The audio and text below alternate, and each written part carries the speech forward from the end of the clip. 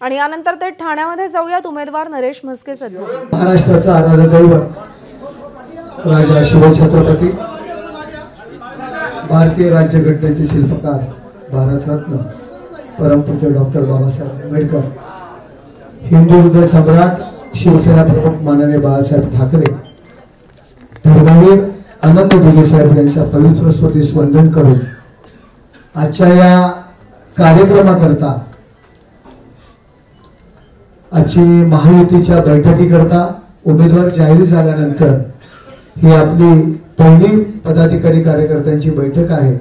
आणि याकरता आपल्याला मार्गदर्शन करण्याकरता उपस्थित माननीय मुख्यमंत्री एकनाथ शिंदे साहेब आणि ज्यांच्या नेतृत्वाखाली या ठाणे लोकसभा निवडणूक लढली जाणार आहे असे महायुतीचे सर्व मान्यवर पदाधिकारी आणि ज्या कार्यकर्त्यांच्या जीवावरती माझ्यासारख्या रस्त्यावरील कार्यकर्त्याला एक लोकसभेची उमेदवारी माननीय मुख्यमंत्री एकनाथ शिंदे, देवेंद्र फडणवीस साहेब, अजित दादा आणि महायुतीच्या सर्व नेत्यांनी जाहीर केली,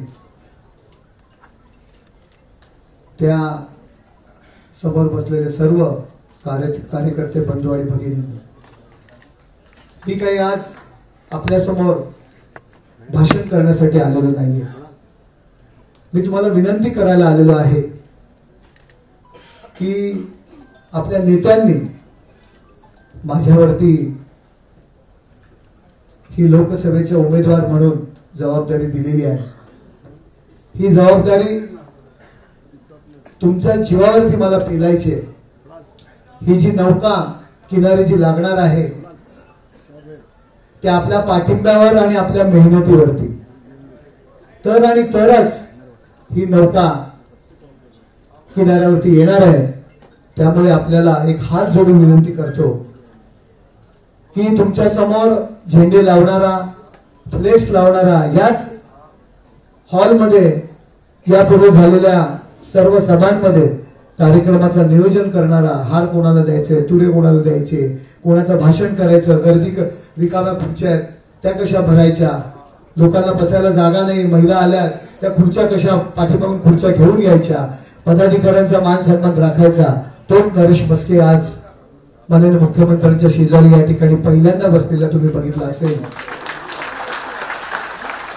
आणि ती संधी केवळ मला तुमच्यासारख्या कार्यकर्ते आणि पदाधिकाऱ्यांच्या जीवावर मला मिळालेली आहे. आणि असा मी कायम राहील. मी या ठिकाणी आपल्या समोर सगळ्यांसमोर शब्द देतो. साहेब, तुम्हाला माहित आहे, तुम्ही महापौर असताना सुद्धा, मी महापौर असताना सुद्धा बऱ्याचदा तुम्ही माझा हात पकडलेला आहे की समजा एखादी खुर्ची स्टेजवर नसेल, एखादा नेता आला आणि त्याला खुर्ची आणण्याकरता मी उठलो तर तुम्ही माझा हात पकडलेला आहे, अरे थांबा तुम्ही महापौर आहे. त्याच्यामुळे तुम्हाला तो अनुभव आहे. मला एवढंच सांगायचं आहे की धर्मवीर आनंद दिघे साहेबांच्या मार्गदर्शनाखाली विद्यार्थी दशेपासून या राजकारणात आलो. आता बाहेर मीडियामध्ये बरीचशी चर्चा आहे, मीडियामधील या ठिकाणी लोक आहेत, 2 दिघे साहेबांचे शिष्य उभे आहेत. नक्की कार्यकर्ते कोणाला कौल देणार, नक्की कोण शिष्य जिंकणार? मी तुम्हाला सांगतो, याचं उत्तर मला या ठिकाणी द्यायचं. हो, मी दिघे साहेबांचा कार्यकर्ता होतो, दिघे साहेबांचा कार्यकर्ता आहे.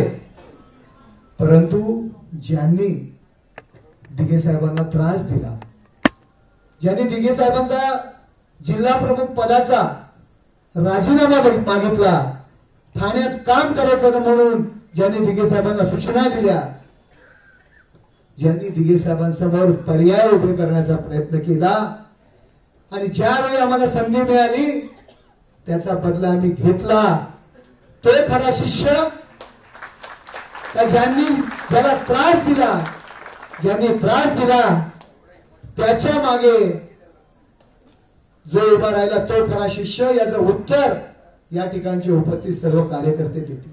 ठाण्यातील जनतेला माहिती आहे, पदाधिकारी कार्यकर्त्यांना माहिती आहे, दिघे साहेबांच्या लेखी, दिघे साहेबांच्या दृष्टीने त्या कार्यकर्त्याची काय किंमत होती.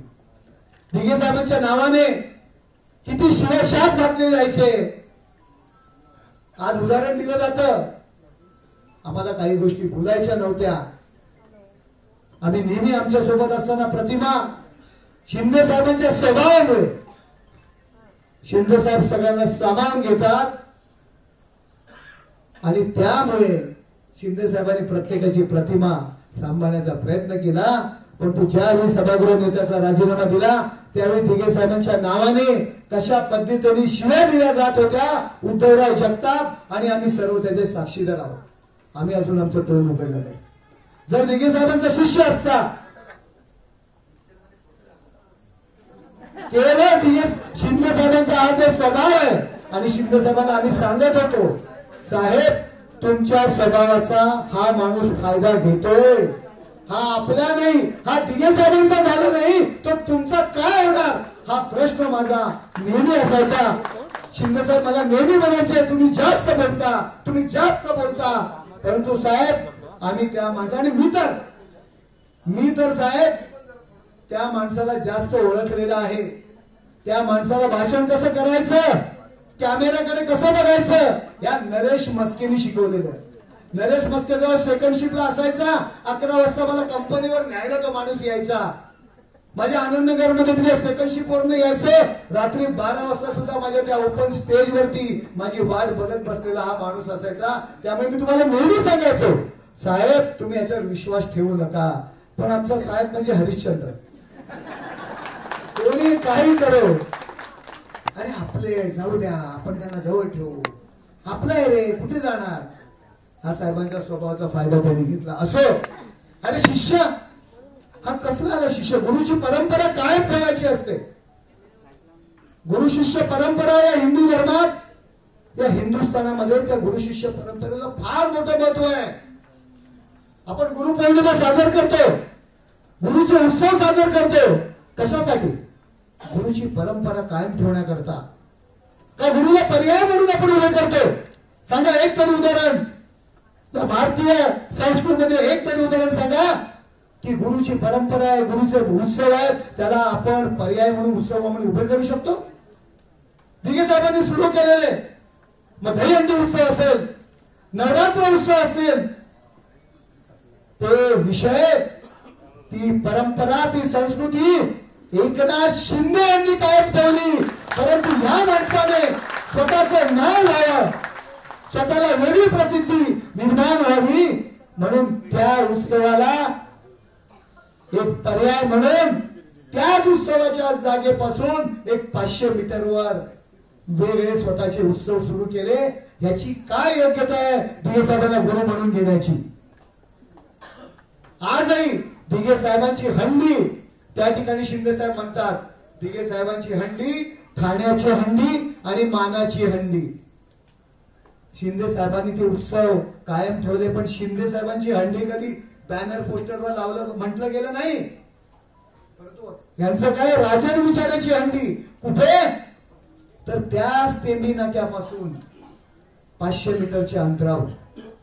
यांना शिष्य म्हणण्याचा अधिकार नाहीये. शिंदे साहेबांचे दिघे साहेबांनी जे जे उत्सव सुरू केले, ज्या ज्या परंपरा होत्या, जे जे कार्यक्रम होते ते शिंदे साहेबांनी सुरू ठेवले. मी आजही मी जाहीरपणे या ठिकाणी आरोप करतो आणि जर खोटं असेल आणि खरोखर दिघे साहेबांना आपण मानत असाल मी त्या विरोधकाला दिघे साहेब गेल्यानंतर दिघे साहेबांच्या नावाने आम्ही ट्रस्ट उभा केला होता आणि धर्मवीर आनंद दिघे ट्रस्ट म्हणून. आणि दिघे साहेबांचा पहिला स्मृतिदिन आम्ही एक चांगल्या पद्धतीने कार्यक्रम करून सादर करणार होतो. उद्धव ठाकरे यांना आम्ही निमंत्रण दिलं होतं. परंतु मातोश्रीवरून आदेश येऊन तो कार्यक्रम आम्हाला रद्द करायला लावला. राजन विचारेंनी हे सत्य आहे की असत्य आहे हे जाहीर करावं. खरा जर तू शिष्य असशील तर तुम्ही सांगावं की आदेश आला होता की नाही. आज डॉक्टर काशीनाथ घाणेकर नाट्यगृह आहे. काशीनाथ घाणेकर हे फार मोठे कलाकार होते, दिग्दर्शक होते.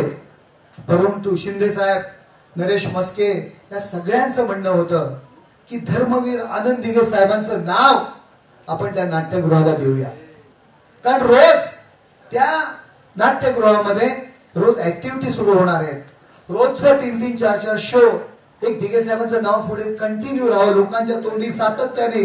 अरे आज कुठल्या नाटकाला चाललोय, कुठे चाललोय, तर डॉक्टर काशीनाथ घाणेकर नाट्यगृहात चाललोय. आमचं सगळं ठरलं. आम्ही ठरावी महानगरपालिकेचा केला होता, त्याचा ड्राफ्ट केला होता, पण त्याच मातोश्रीवरून आम्हाला आदेश दिला गेला की धर्मवीर आनंद दिघे साहेबांचं नाव त्या थिएटरला द्यायचं नाही. तुम्ही दुसरं नाव द्या, कलाकारांचं नाव द्या. आम्ही मागणी केली. साहेब धर्मवीर आनंद दिघे साहेब यांची भली मोठी क्रेज कलाकारांमध्ये आहे. त्यांनी प्रत्येकाला सांभाळण्याचं काम केलेलं आहे. लोक त्यांना मानतात. परंतु आम्ही ज्यावेळी बाजू मांडली त्यावेळी आम्हाला काय उत्तर मिळाली, काय प्रश्न निर्माण केले ते शिंदे साहेबांना माहिती आहे. अशा पद्धतीने कायम दिघे साहेबांचा छळ करण्याचा प्रयत्न केला. दिघे साहेबांचं नाव पुढे येणाऱ्या पिढीमध्ये कसं पुढे चालू राहणार नाही याचा प्रयत्न त्या मातोश्रीने केला. त्यांच्या उंबरठ्यावर उभा राहणारा शिष्य कसा होऊ शकतो धर्मवीर आनंद दिघे साहेबांचा, ठाण्यातील जनतेला माहित आहे. आणि त्याच एकनाथ शिंदे साहेबांनी ज्यावेळी मुख्यमंत्री झाले आणि त्या मंत्रालयात मुख्यमंत्री कार्यालयामध्ये धर्मवीर आनंद दिघे साहेबांचा जेव्हा फोटो लागला तेव्हा आमच्यासारखा कार्यकर्ता, आमच्यासारखा शिंदे सैनिक सुखावला.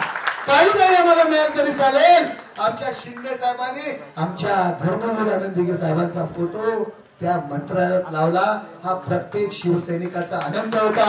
आज संपूर्ण महाराष्ट्रामध्ये ज्या ज्या ठिकाणी जेव्हा शिवसेना पक्षाचे बॅनर्स बनले जातात, शिवसेना पक्षाचे कार्यक्रम होतात, त्यावेळी आमच्या ठाण्याच्या दिघे साहेबांचे फोटो अख्ख्या महाराष्ट्रात रोज लावले जातात. आमच्या दृष्टीने हे महत्वाचं आहे.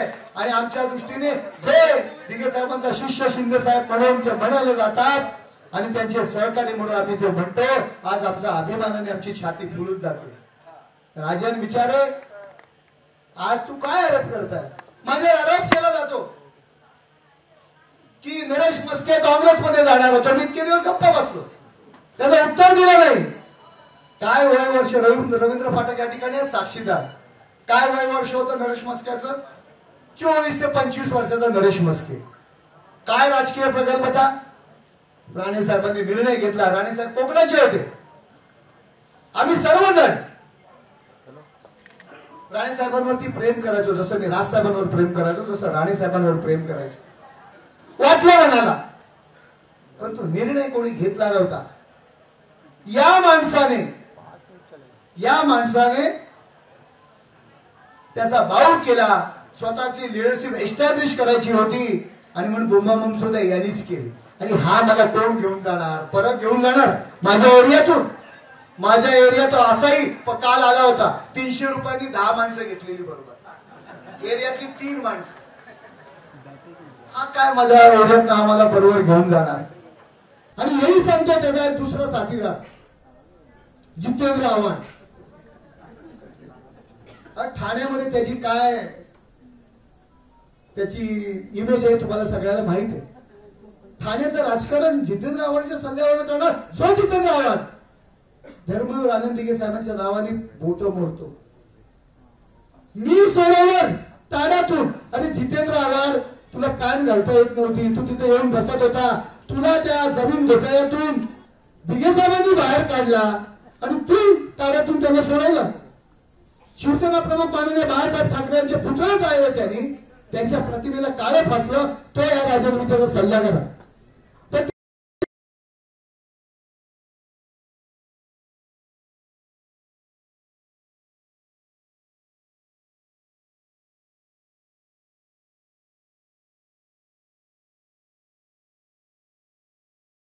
तर 25 वर्षीय नरेश म्हस्केची काय व्हॅल्यू आहे? आता तर वय वर्ष 53. तू मान्य केलं 25व्या वर्षी पण शरद पवारांना माझ्यासाठी फोन करायला लागत होते. पण जितेंद्र आव्हाडाला मी हेही सांगतो, ज्या दिवशी सुभाष भाऊंनी राजीनामा दिला त्या दिवशी तू मला भेटायला आला होता. अजित दादांनी मला फोन केला.